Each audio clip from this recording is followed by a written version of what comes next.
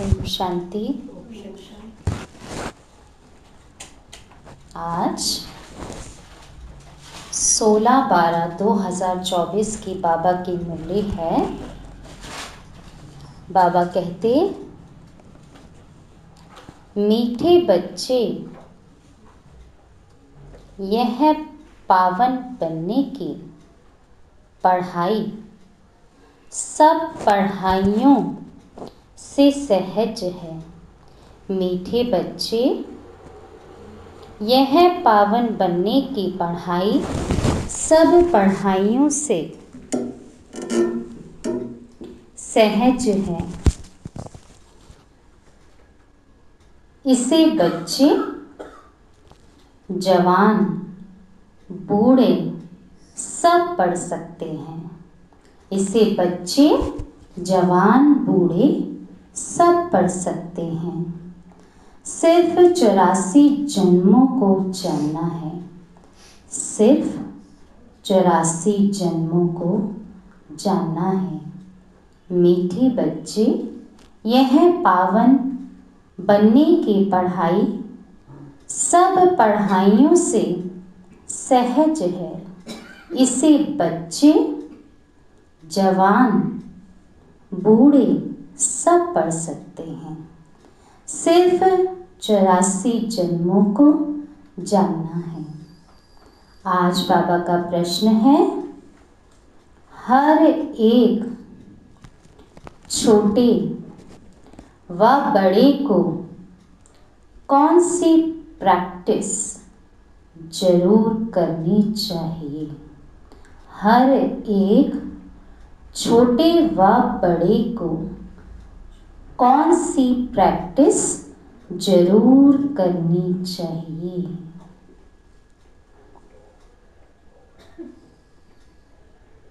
उत्तर है, हर एक को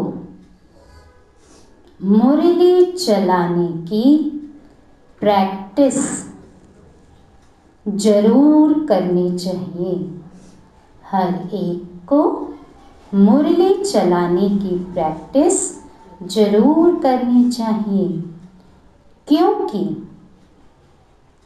क्योंकि तुम मुरलीधर के बच्चे हो। क्योंकि तुम मुरलीधर के बच्चे हो। अगर मुरली नहीं चलाते हो, अगर मुरली नहीं चलाते हो तो ऊंच पद नहीं पा सकेंगे। अगर मुरली नहीं चलाते हो तो ऊंच पद नहीं पा सकेंगे। किसी को सुनाते रहो तो मुख खुल जाएगा। किसी को सुनाते रहो तो मुख खुल जाएगा। तुम हर एक को बाप समान टीचर जरूर बनना है। तुम हर एक को बाप समान टीचर जरूर बनना है। जो पढ़ते हो वह पढ़ाना है। जो पढ़ते हो वह पढ़ाना है। छोटे बच्चों को भी यह पढ़ाई पढ़ने का हक है। छोटे बच्चों को भी यह पढ़ाई पढ़ने का हक है। वह भी बेहद के बाप का वर्षा लेने के अधिकारी हैं। वह भी बेहद के बाप का वर्षा लेने के अधिकारी हैं।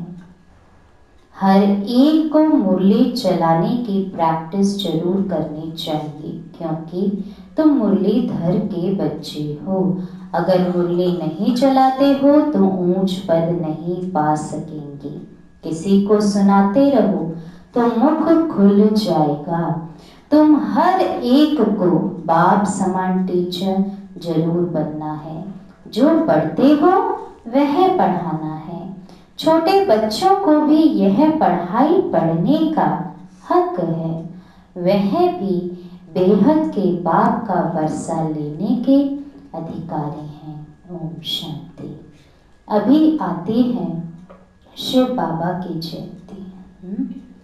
तो कल भी बाबा ने शिव जयंती पे मुरली चलाई, आज भी बाबा क्या बता रहे हैं, अभी आती है शिव की जयंती, उस पर कैसे समझाना चाहिए।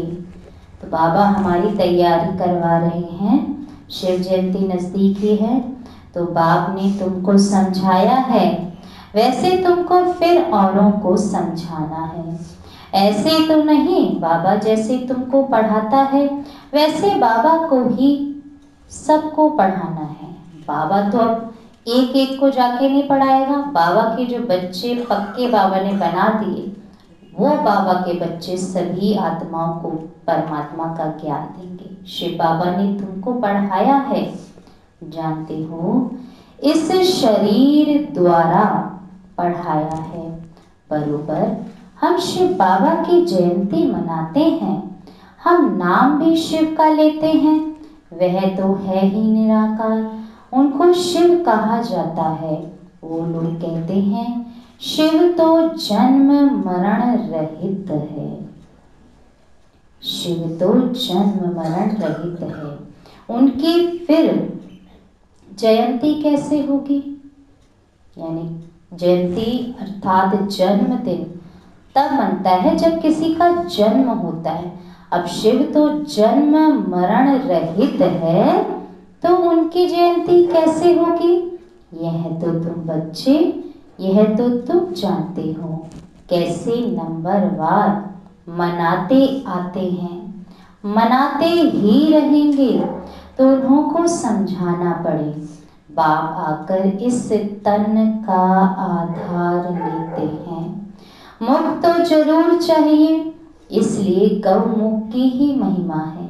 यह राज जरा पेचीदा है। तो ये जो राज है कि परमात्मा का जो जन्म है और परमात्मा अपना ज्ञान गौमुख अर्थात ब्रह्मा के तन में प्रवेश कर अपना ज्ञान उनके मुख द्वारा देते हैं। तो ये तो राज बहुत पेचीदा है, तो इस राज को सभी को सुनाना है, शिव बाबा के ऑक्यूपेशन को समझाना है, समझना है। हमारा बेहद का बाप आया हुआ है, उनसे ही हमको बेहद का वर्षा मिलता है। बरोबर भारत को बेहद का वर्षा था, बरोबर भारत को बेहद का वर्षा था, और किसको होता नहीं। भारत को ही सचखंड कहा जाता है और बाप को भी ट्रुथ कहा जाता है। तो यह बातें समझानी पड़ती हैं। फिर कोई को जल्दी समझ में नहीं आता है, कोई झट समझ जाते हैं। यह योग और एजुकेशन यानी पढ़ाई, यह योग और एजुकेशन पढ़ाई दोनों खिसकने वाली चीज है। यानी क्या खिसकने वाली? यानी निरंतर बनी नहीं रहती। एक कान से सुनते हैं, निकल जाती है पढ़ाई यानी ज्ञान, और योग जो परमात्मा की याद है वो भी हमारी सदा बनी नहीं रहती, खिसकने वाली चीज है। तो खिसकने वाली चीज को तो एडजस्ट करना पड़ेगा ना, उसको फिक्स करना पड़ेगा।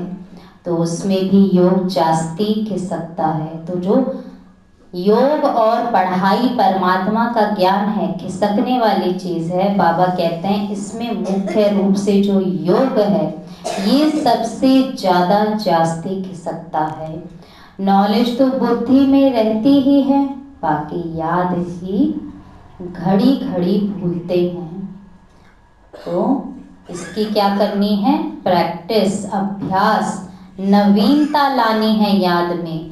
परमात्मा से, अपने पिता से संबंध जोड़ना है। जिनको यह नॉलेज है वही बुद्धि से समझ सकते हैं कि जो पहले पहले नंबर में आते हैं वही 84 जन्म लेंगे।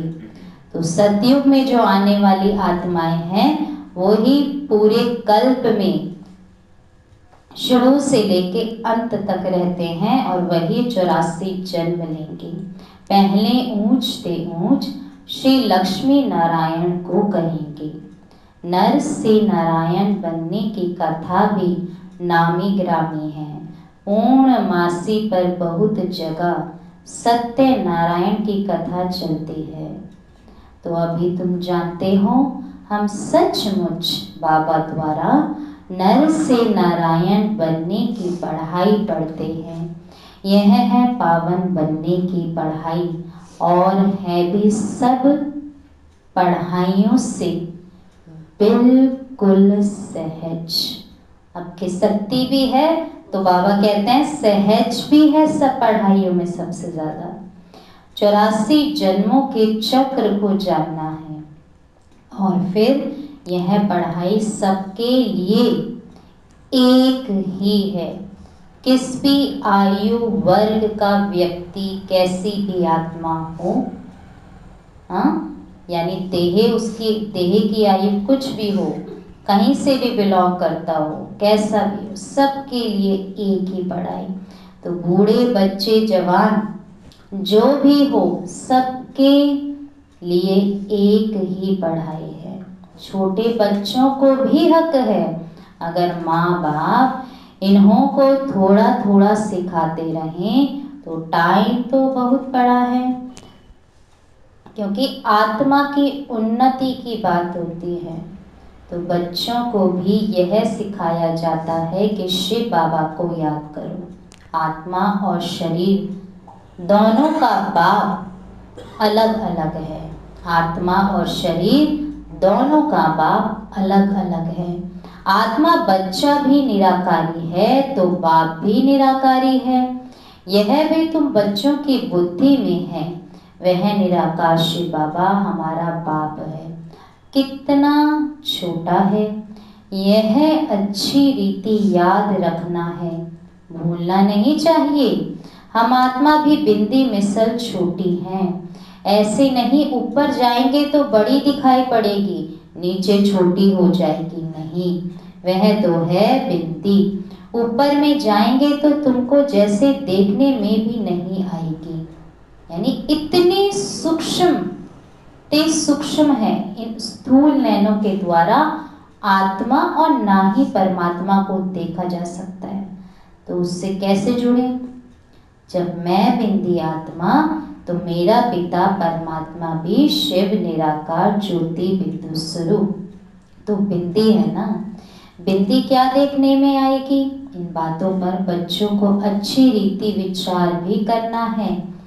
हम आत्मा ऊपर से आई हैं, शरीर से पाठ बजाने। हम आत्मा कहाँ से आई हैं? ऊपर से। ऊपर कहाँ से? परम धाम से। तो अब हमें पता है ना कि ऊपर कहाँ से, और वो ऊपर वाला जो है वो कौन है, वो भी जानते हैं। परम धाम जो कि मुझ आत्मा के रहने का स्थान है, असली घर, मेरा मूल वतन, जहाँ की मैं आत्मा रहने वाली हूँ। और इस सृष्टि रंगमंच पे शरीर के द्वारा मैं आत्मा पाठ बजाती हूँ। आत्मा घटती बढ़ती नहीं है। कोई भी समय हो, कैसी भी परिस्थिति हो, जो भी जन्म हो, आत्मा घटती बढ़ती नहीं है। ऑर्गन्स पहले छोटे पीछे बड़े होते हैं, तो वो तो बॉडी के, शरीर के ऑर्गन्स है ना, उसके अंग हैं। तो ऑर्गन्स पहले छोटे पीछे बड़े होते हैं, परंतु आत्मा कभी घटती बढ़ती नहीं है। अभी जैसे तुमने समझा है वैसे फिर औरों को समझाना है। यह तो जरूर है, नंबर वार जो जितना पढ़ा है उतना ही पढ़ाते हैं। सबको टीचर भी जरूर बनना है। तो बाबा के सभी बच्चे टीचर हैं, सभी बच्चे मास्टर टीचर तो सिखाने लिए, क्योंकि परमात्मा का ज्ञान जब हमें मिल गया, हमारी बुद्धि में बैठ गया, जीवन में धारणा परिवर्तन हुआ, अन्य आत्मा को ना सुनाए ऐसा नहीं हो सकता। परमात्मा का जो ज्ञान है हर एक परमात्मा का बच्चा विशेष है और मास्टर गुरु बाबा ने कहा था ना, तो सभी को परमात्मा का जो परिचय है देना है। बाप में तो नॉलेज है, वह इतनी छोटी सी परम आत्मा है कौन? परम आत्मा, लेकिन कैसी? छोटी सी। सदैव परम धाम में रहते हैं, यहाँ एक ही बार संगम पर आते हैं। बाप को पुकारते भी तब हैं जब बहुत दुखी होते हैं, कहते हैं आकर हमको सुखी बनाओ। बच्चे अब जानते हैं हम पुकारते रहते हैं, बाबा आकर हमको पतित दुनिया से नई दुनिया सुखी, नई सतियों की सुखी पावन दुनिया में ले चलो, अथवा वहां जाने का रास्ता बताओ। वह भी जब खुद आवे तब तो रास्ता बतावे, वह आएंगे तब। यानी परमात्मा के लिए बात कर रहे हैं, परमात्मा से पूछते आए बाबा आकर हमको पतित से पावन बनाओ, इस पतित दुनिया से निकाल पावन सतयुगी नई दुनिया में ले जाओ। तो परमात्मा इस सृष्टि पे आएंगे क्योंकि हम साकार में हैं, तो परमात्मा को भी साकार तन का आधार लेना पड़ता है अपना ज्ञान सुनाने के लिए, हमें नई पावन दुनिया में ले जाने के लिए। तो वहाँ जाने का रास्ता बताओ, वह भी जब खुद आवे तब तो रास्ता बतावे।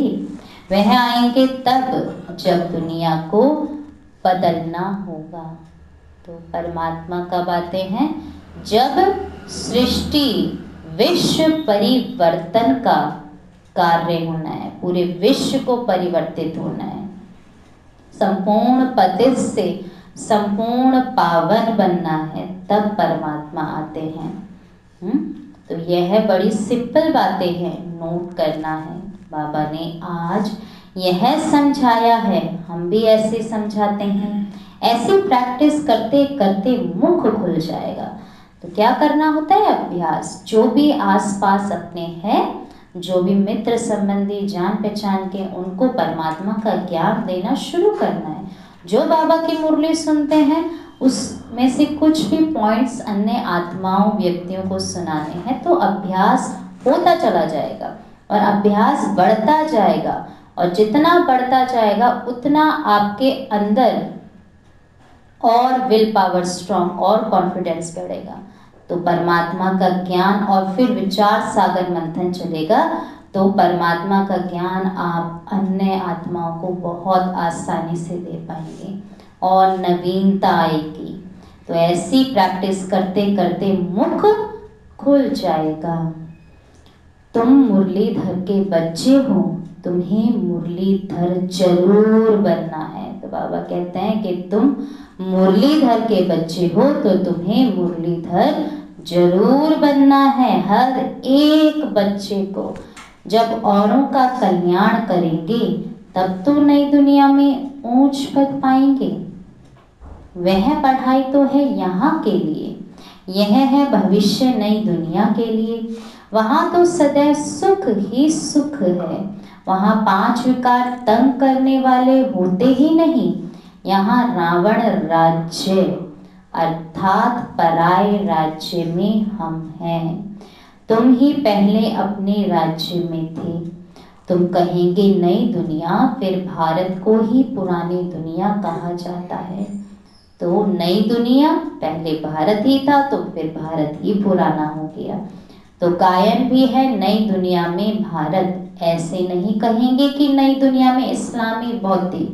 तो सबसे पुराना खंड भारत, जो कि अंत तक, शुरू से लेके अंत तक रहता है। तो बाकी जो चीजें, बाकी टाल टालियां या और जो भी धर्म आते हैं ये बाद के, तो इनका गायन नहीं है। तो नहीं, अभी तुम्हारी बुद्धि में है, बाप आकर हम बच्चों को जगाते हैं। ड्रामा में पाठ ही उनका ऐसा है, भारत को ही आकर स्वर्ग बनाते हैं।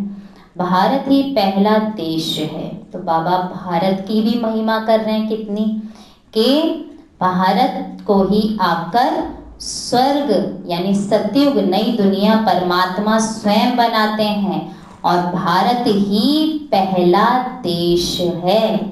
आगे और है, भारत पहले देश को ही स्वर्ग कहा जाता है। भारत पहले देश को ही स्वर्ग कहा जाता है। भारत की आयु भी लिमिटेड है। लाखों वर्ष कहना ये तो अनलिमिटेड हो जाता है। लाखों वर्ष की कोई बात स्मृति में आ नहीं सके। नया भारत था, अब पुराना भारत ही कहेंगे। भारत ही नई दुनिया होगी। तुम जानते हो तो सारा मदार किस पे? भारत।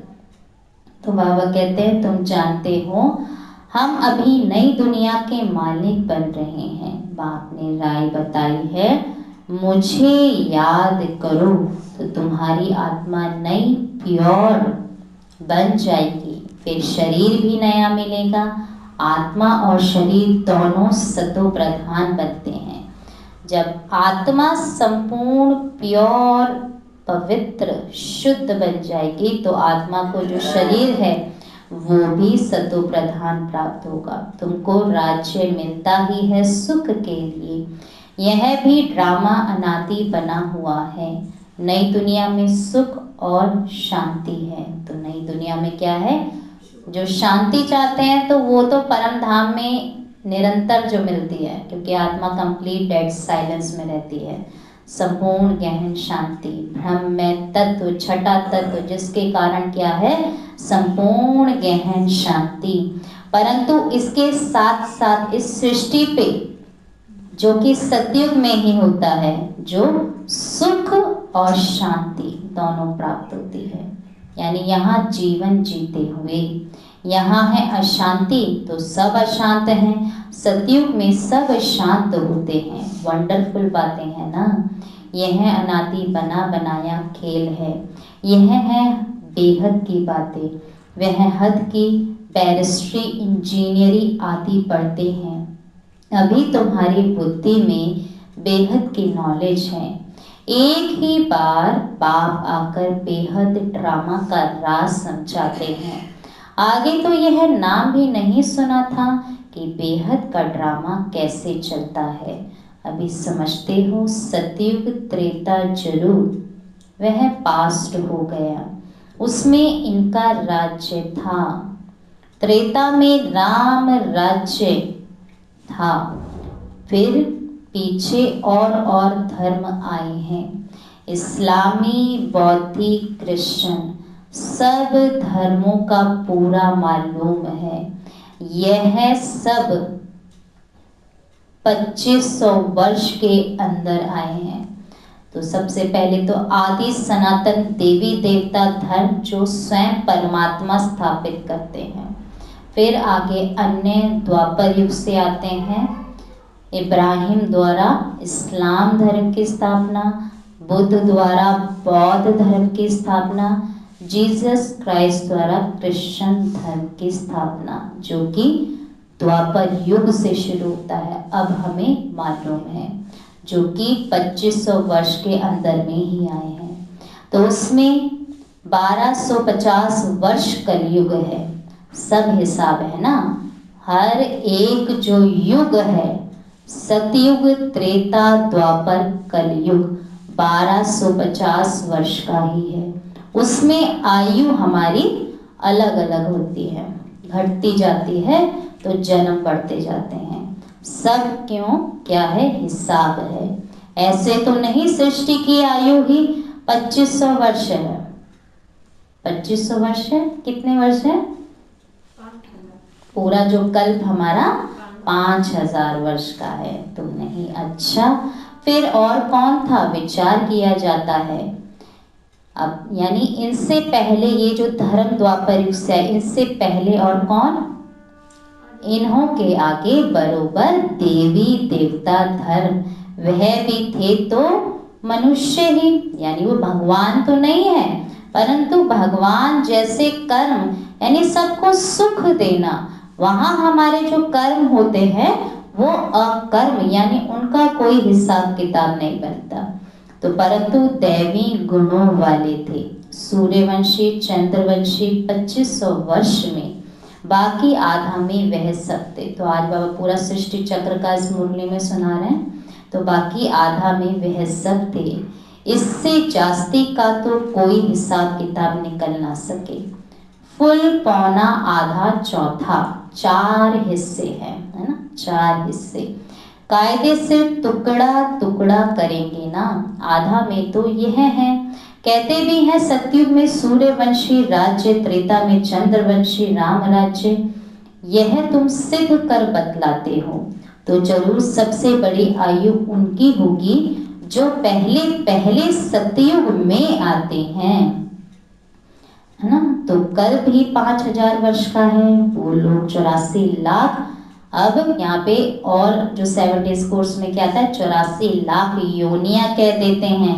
तो कल्प की आयु भी लाखों वर्ष कह देते हैं, क्योंकि योनियां 84 लाख बता दी कि मनुष्य आत्मा 84 लाख योनियों में जन्म लेती है। तो इसलिए जो कल्प जो 5000 वर्ष का है तो उसकी आयु भी फिर बढ़ गई, हजारों लाखों वर्ष कह दिया।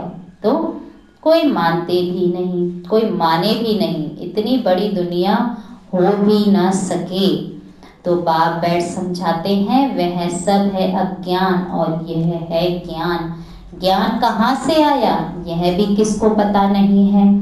ज्ञान का सागर तो एक ही बाप है, वही ज्ञान देते हैं मुख से, कहते हैं गौमुख। इस गौ माता से तुम सबको एडॉप्ट करते हैं, यानी ब्रह्मा बाबा के द्वारा। यह थोड़ी सी बातें समझाने में तो बहुत सहज हैं, एक रोज समझाकर फिर छोड़ देंगे तो बुद्धि फिर और बातों में लग जाएगी। क्योंकि क्या चाहिए, अभ्यास, निरंतरता।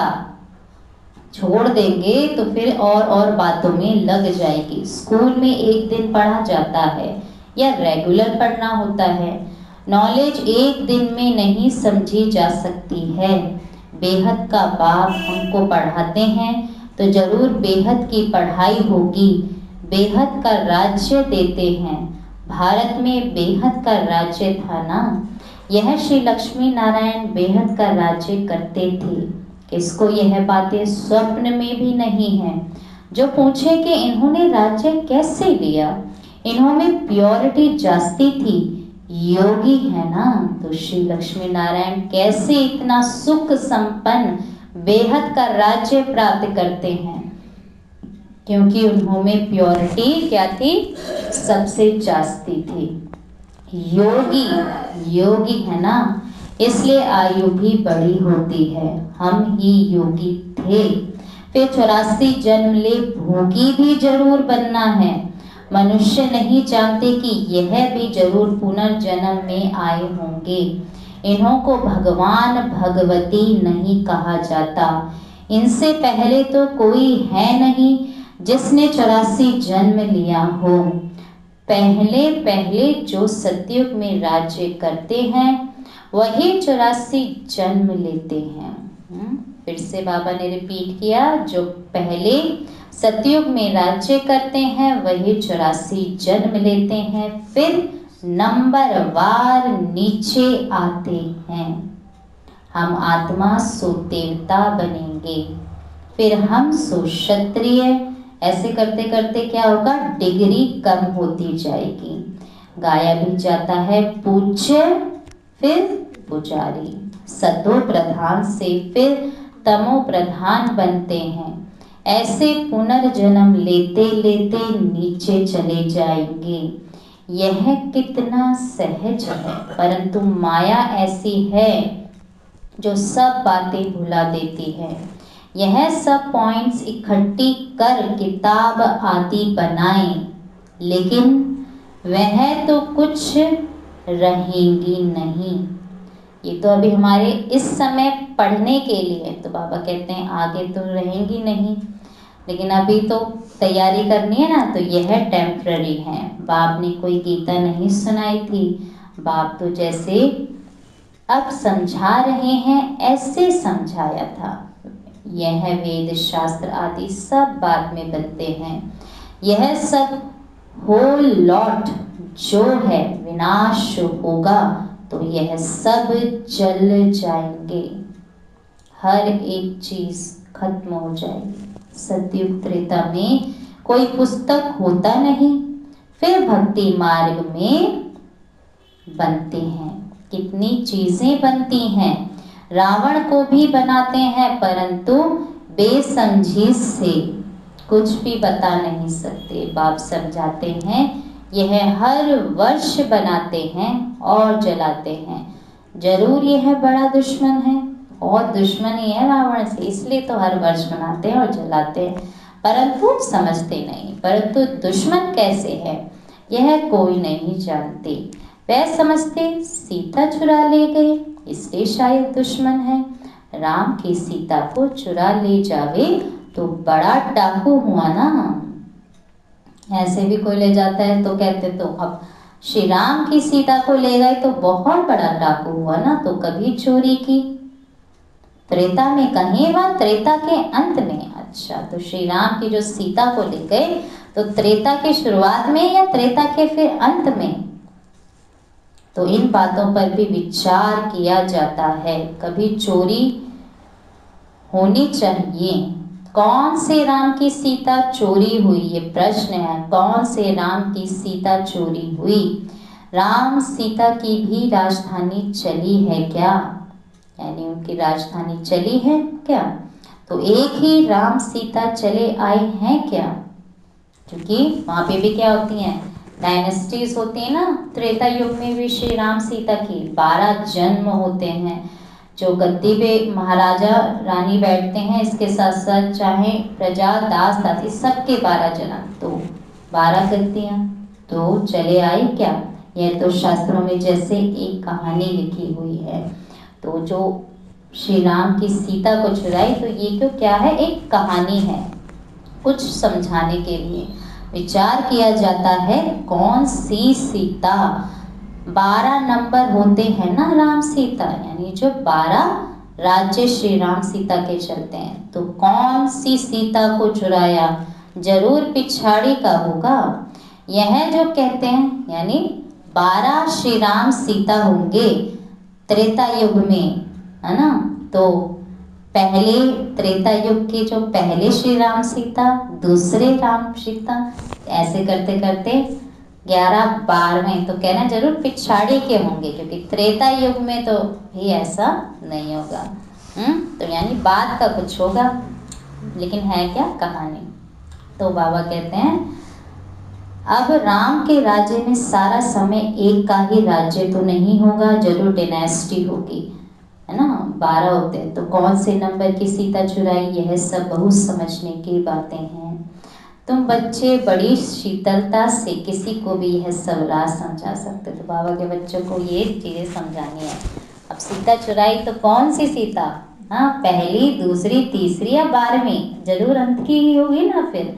तो बाप समझाते हैं भक्ति मार्ग में मनुष्य कितना धक्का खाते खाते दुखी हो गए हैं। जब अति दुखी होते हैं तब रणियां मारते हैं, बाबा इस दुख से छुड़ाओ। रावण तो कोई चीज नहीं है ना, अगर है तो अपने राजा को फिर हर वर्ष मारते क्यों हैं? रावण की जरूर स्त्री भी होगी, मंदोदरी दिखाते हैं, मंदोदरी का बुत बनाकर जलाएं, ऐसा कभी देखा नहीं है। तो अब उनके साथ तो फिर वो भी उसी कुल में कही जाएंगी, परंतु उनको तो नहीं दिखाते जलाते हुए। तो बाप बैठ समझाते हैं यह है ही झूठी माया, झूठी काया, झूठा सब संसार, हर चीज झूठ बनाती। अभी तुम झूठे मनुष्य से सच्चे देवता बनने बैठे हो, पर तो हुआ ना। वहां तो सदैव सच बोलेंगे, वह है सचखंड, यह है झूठ खंड, तो झूठ ही बोलते रहते हैं। अच्छा, मीठे मीठे सिकी लदे बच्चों प्रति माता पिता बाप दादा का याद प्यार और गुड मॉर्निंग। रूहानी बाप की रूहानी बच्चों को नमस्ते, रूहानी बच्चों की रूहानी माता पिता बाप दादा को याद प्यार और नमस्ते नमस्ते नमस्ते। ओम शांति। क्या बताया बाबा ने आज, फटाफट रिवाइज करेंगे।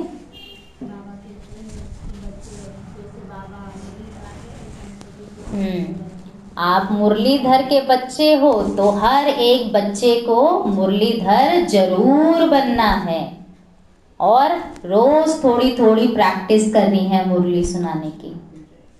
है ना। किसी को भी पकड़ के अपने आसपास जो ज्ञान के पॉइंट्स हैं वो सुनाएं, तो अभ्यास होता चला जाएगा। अभ्यास के साथ फिर क्या होगा, मुख खुलता चला जाएगा और आगे बढ़ते चले जाएंगे। और तो बाबा कहते हैं विचार सागर मंथन करो। आज बाबा ने कितनी सारी पॉइंट्स बताई, पूरे सृष्टि चक्र का बताया, कैसे कल्प की बताया, जो 84 लाख कह देते हैं तो कल्प की आयु भी 84 लाख बता दी, परंतु है क्या 84 जन्म, यानी 7 डेज का बाबा ने बहुत सारी चीज़ें ली कोर्स की। तो 84 जन्म होते हैं जो सतयुग में सबसे पहले पहले आने वाली आत्माएं हैं, और उसमें भी सबसे पहले जो श्री लक्ष्मी नारायण उनके 84 जन्म, उनसे पहले कोई भी नहीं आया। आत्मा कभी छोटी बड़ी नहीं होती, ऐसा नहीं है कि नीचे छोटी ऊपर जाके बड़ी हो जाएगी। आत्मा सूक्ष्म ते सूक्ष्म ज्योति बिंदु स्वरूप ही है, और ऊपर की रहने वाली परम धाम की रहने वाली वही हमारा असली स्थान है। बाबा ने कहा शीतल बनना है, शीतल बनकर अन्य आत्माओं को परमात्मा का परिचय देना है। हाँ, तो ये जो बेहद का ड्रामा है कैसे चलता है, सतयुग त्रेता द्वापर कलयुग, फिर जो परिवर्तन होता है, ये इसका आपको विचार सागर मंथन करना है।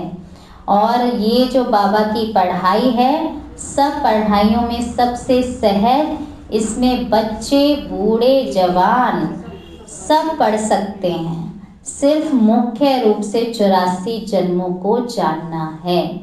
और बाबा ने क्या कहा, हर एक चाहे छोटा बड़ा है उसको एक अभ्यास करना है, मुरली चलानी है, इसकी आपको प्रैक्टिस करनी है बाबा ने कहा। तो ये प्रैक्टिस करने से ही हम ऊंच पद पा सकेंगे। भारत की भी बाबा ने बहुत, हाँ, तो बाबा ने भारत की भी बहुत महिमा करी। सबसे पुराना खंड है, अविनाशी खंड है, अंत तक रहता है, इसको यहीं परमात्मा की प्रवेशता होती है, स्वर्ग भी भारत में ही होता है। भारत पहला देश है और परमात्मा भी भारत में ही आते हैं। सबसे ज़्यादा पवित्र भूमि भारत ही है।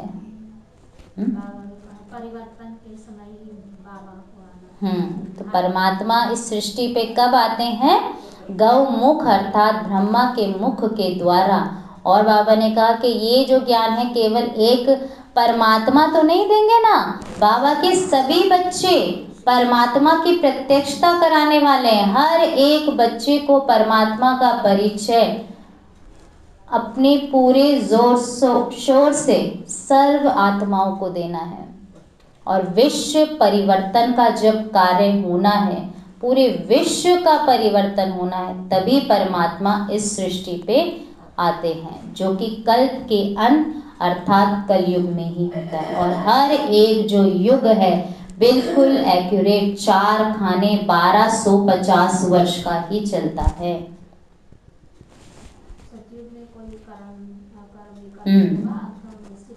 और यहाँ पे सारे कर्म क्या बन जाते हैं, विकर्म ही बनते हैं, इसीलिए दुख तकलीफ में जाते हैं ना। और वहाँ जो सतयुग है वहाँ पे सारे कर्म हमारे अकर्म, क्योंकि संपूर्ण आत्म अभिमानी सोल कॉन्शियस स्टेज में है, इसलिए आत्मा का कोई ना उसको अच्छा ना बुरा। और यहाँ के पुरुषार्थ से वो आत्मा इतना ऊंच पद कैसे प्राप्त किया, योगी है। बाबा ने कहा वहाँ सबसे जास्ती वो योगी हैं, यहाँ का योग बल वहाँ आत्मा ले गई है, वो योगी आत्मा है। तो सब कार्य योग के शुद्ध संकल्पों के द्वारा चलता है। पूरी सृष्टि वहाँ सतयुग में संकल्पों के द्वारा चलती है। धारणा के लिए मुख्य सार है, पहला ज्ञान सागर बाप जो रोज बेहद की पढ़ाई पढ़ाते हैं। ज्ञान सागर बाप जो रोज बेहद की पढ़ाई पढ़ाते हैं, उस पर विचार सागर मंथन करना है। ज्ञान सागर बाप जो बेहद की पढ़ाई पढ़ाते हैं, उस पर विचार सागर मंथन करना है। जो पढ़ा है वह दूसरों को भी जरूर पढ़ाना है। जो पढ़ा है वह दूसरों को भी जरूर पढ़ाना है।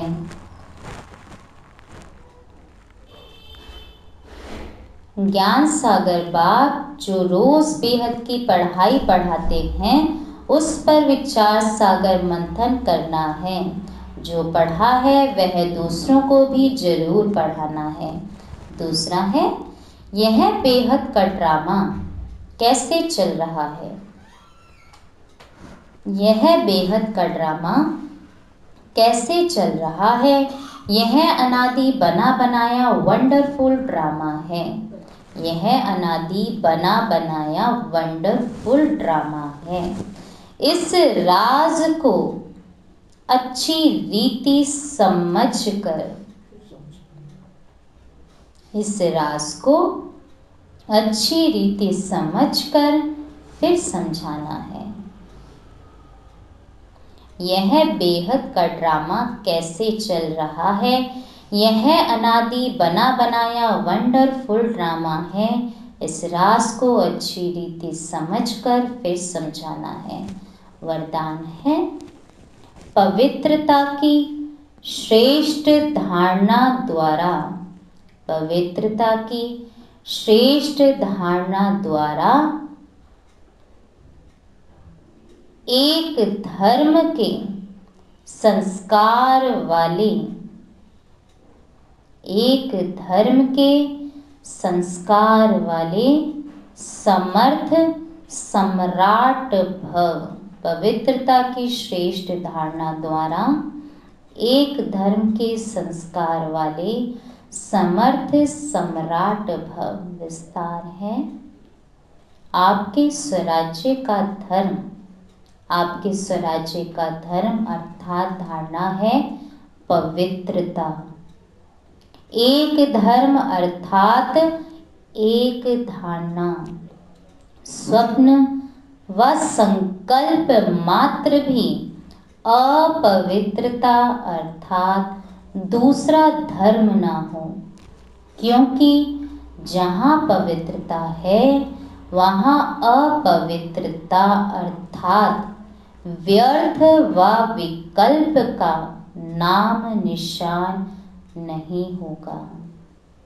ऐसे संपूर्ण पवित्रता के संस्कार भरने वाले ही समर्थ सम्राट हैं। अभी के श्रेष्ठ संस्कारों के आधार से भविष्य संसार बनता है।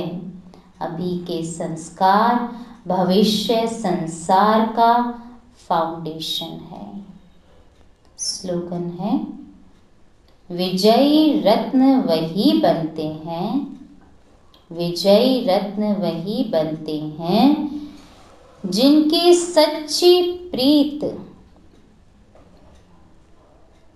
विजयी रत्न वही बनते हैं जिनकी सच्ची प्रीत एक परमात्मा से है।